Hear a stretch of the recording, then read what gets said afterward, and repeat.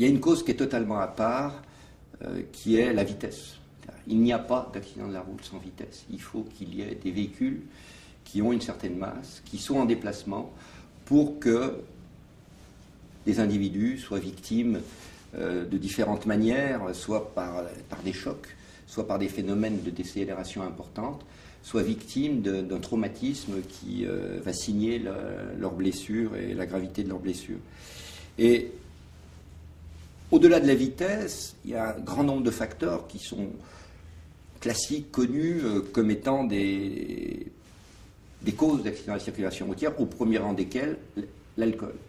Alors l'alcool, c'est indiscutablement, toutes les statistiques le confirment, c'est 1/3 des morts.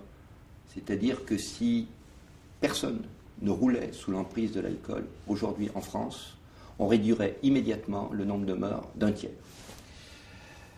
Alors ensuite, si on classe ces causes selon le nombre de victimes qu'elles induisent, j'ai presque envie de dire que la deuxième cause, alors là il y a un certain nombre de causes qui sont un peu dans le même paquet en termes d'impact sur les victimes. Vous avez le téléphone au volant, vous avez l'hypovigilance, ce qu'on appelle l'hypovigilance, vous avez les médicaments qui restent encore un sujet on va dire de travail, de recensement, de quantification plus précis que ce qu'on sait actuellement, et vous avez évidemment les stupéfiants. Alors, pour donner quelques chiffres, le téléphone c'est 10% des accidents, le cannabis 4%, les médicaments 3%. Alors il y a les maladies, alors c'est toujours très difficile de distinguer le rôle des maladies du rôle des médicaments qui servent à soigner ces maladies. Et on peut dire qu'un certain nombre de pathologies, toutes confondues, pourraient représenter 2 à 3% aussi des causes d'accidents.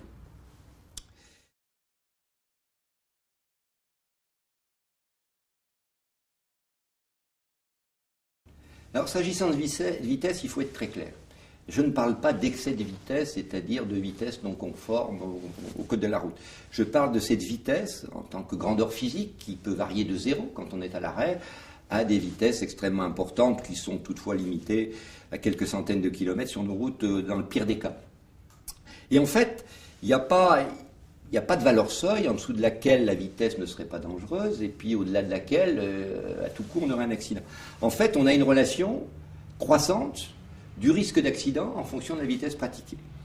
Et malheureusement, j'ai envie de dire, cette relation entre la vitesse et le risque d'accident, le risque de décéder dans un accident, donc d'avoir un accident puis ensuite de mourir de ses blessures, c'est pas une fonction linéaire, c'est-à-dire lorsque je multiplie ma vitesse par 2, je ne multiplie pas mon risque d'accident par 2, je le multiplie beaucoup plus parce qu'en fait, ce qu'on appelle une fonction 4e de la vitesse, c'est-à-dire que le risque de mourir dans un accident de la route, en fonction de la vitesse, augmente comme la vitesse multipliée 4 fois par elle-même.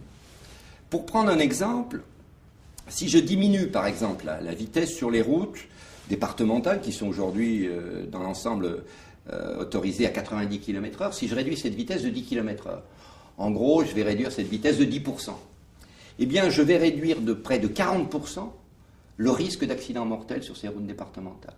Donc on voit bien qu'il n'y a pas l'effet vitesse est un effet totalement amplifié par le fait que cette relation n'est pas linéaire entre la vitesse et le risque de mourir dans un accident.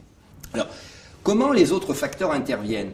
Par exemple, quand on dit que le fait de rouler sous l'emprise du cannabis multiplie en gros par 2 le risque d'être responsable d'un accident mortel, on ne nuance pas ce résultat selon la vitesse pratiquée. C'est-à-dire, quelle que soit la vitesse que vous pratiquez, le fait que vous soyez sous l'emprise du cannabis multiplie par 2 votre risque d'être responsable d'un accident mortel. Et donc, en fait, tous ces facteurs, les facteurs d'inattention, les facteurs d'hypovigilance, l'alcool, le cannabis, les médicaments, le téléphone, sont des facteurs qui, en fait, sont des facteurs aggravants par rapport au phénomène vitesse, qui viennent se surajouter au risque attaché à une vitesse donnée. Et donc, c'est pour ça que certains en arrivent à oublier que la vitesse joue un rôle. C'est l'ingrédient de base de l'accident de la route. Sans vitesse, pas d'accident de la route.